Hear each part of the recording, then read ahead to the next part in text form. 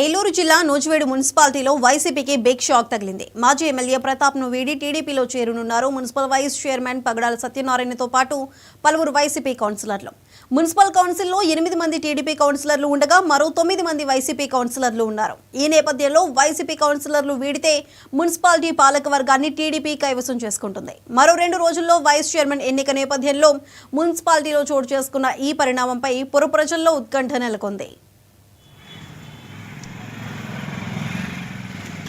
ద్వారా అడిగేది ఏంటంటే పట్టణ సమైక్యలో ఉంది కాబట్టి పట్టణానికి సంబంధించిన గ్రూపులు కాబట్టి వాళ్ళు చేస్తే ఓకే, కానీ మిగిలిన వాళ్ళు థర్డ్ పార్టీస్ దానిపై మేనేజ్ చేస్తానంటే మాత్రం అబ్జెక్షన్ చేశారు. ఓపెన్ టెండర్స్ పిలవమని చెప్తున్నాం. మీరు అదే లెటర్ పంపించండి. టెండర్స్ పిలవండి, టెండర్లో ఓకే చేసుకోమనంటే ఆ లాభం నుంచి ట్రిపుల్ ఐటీ తినేసేమన్నారు. మాకు అవసరం లేదు. గ్రూప్ చేయనంటున్నారు. గ్రూప్ 7 గ్రూపులు ఉన్నాయంటారు. 7 గ్రూపులు ఎవరు చేస్తారు? రమ్మని అడగండి. ఓపెన్ టెండర్ అప్పుడు ఆదాయం వస్తుంది కదా, దానికి చేద్దాం. అసలు మీ ఇద్దరు సంతకాలు ఎక్కడా లేవా? నేను మళ్ళీ అడుగుతున్నాను. నేను ఇన్ఫర్మేషన్ యాక్ట్ లో తీస్తాను. మన ఇన్వాల్వ్మెంట్ ఏం లేదా?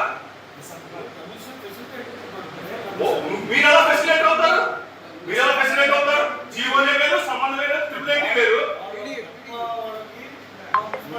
మెప్మా మాట్లాడాలి, మినిస్టర్ మాట్లాడాలి, ట్రిపుల్ డైరెక్టర్ మాట్లాడాలి. ఇందులో కమిషన్ ఇన్వాల్వ్మెంట్ ఏంటి?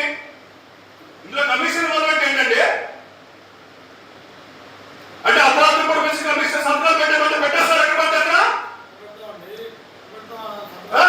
మరి మీకు ఇన్వాల్వ్మెంట్ ఏంటి ఇందులో? ఇది చాలా పెద్ద అధ్యక్షులు. ఇది చాలా పెద్ద మోసం జరుగుతుంది. చాలా డబ్బులు ఇందులో ఫ్రాడ్ జరుగుతుంది. వీళ్ళు చిన్నగా మాట్లాడటం ఏంటి?